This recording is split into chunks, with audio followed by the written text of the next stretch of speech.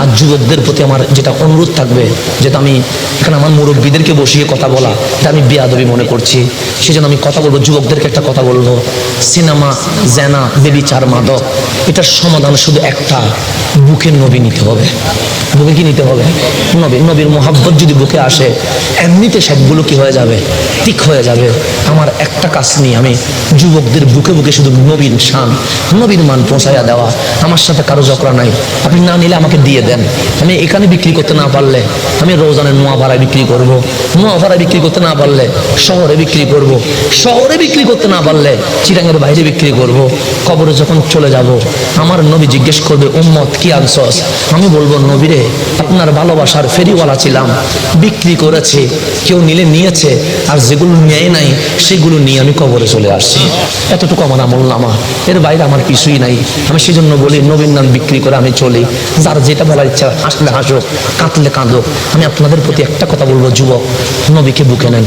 কারণ আপনার জন্য যারাই কাঁদে, কান্নার মধ্যে স্বার্থ আছে, কিন্তু আপনার যদি কান থাকে, আপনি আমার সোনার মদিনার ওই রওজায় কানটা লাগায়া দেন, দেখবেন ওখানেও বলছে উম্মতি উম্মতি উম্মতি।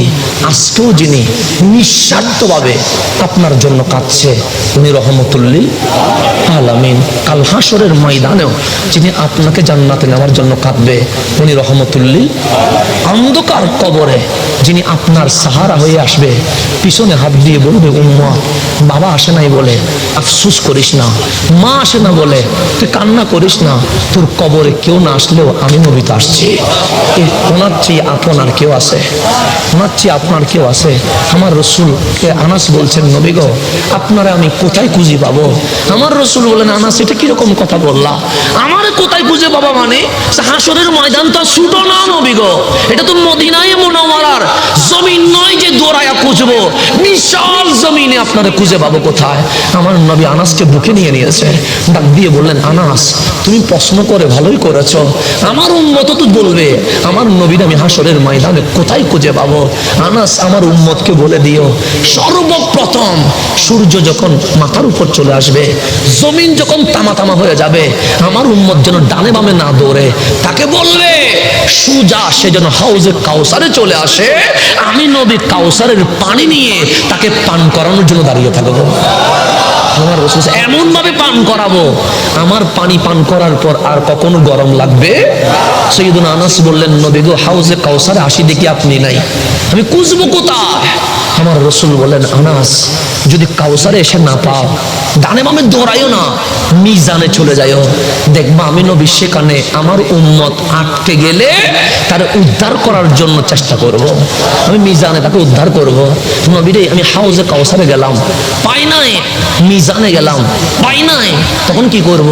আমার রসুল বলেন, আনাস যদি হাউজে কাউসারে না পাও, মিজানেও যদি না পাও, তুমি কখনো ভাবিও না নবী তোমাদেরকে ছেড়ে দিয়েছে।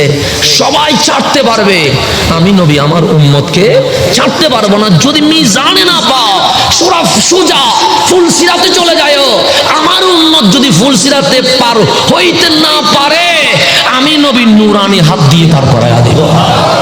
আনাস বললেন, আমি যদি ফুলসিরাতে গিয়ে না পাই, আমার রসুল বলেন আজ খোঁজার দরকার নাই, আমি নবী ওই হাসরের ময়দানে কখনো কাউসারে পানি পান করাবো, কখনো মিজানে উম্মতকে উদ্ধার করব, কখনো ফুলসিরাতে পার করাইতে থাকবো।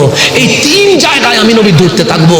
যে কোনো এক জায়গায় যদি দাঁড়িয়ে থাকো, তোমার সাথে আমার মোলাকাত হয়ে যাবে। ওনার চেয়ে আপন আর কে আছে? আর কেউ আছে? কার কথায় আপনি মিলাদুন নবী বাদ দিচ্ছেন? কার কথায় আপনি জশ্নে জুলুস বাদ দিচ্ছেন? ও কি কবরে আসবে? ও কি হাসরে আসবে? সেই জন্য আমরা বলি, ওদের কথা শুনে নবী বাদ দিয়েন না।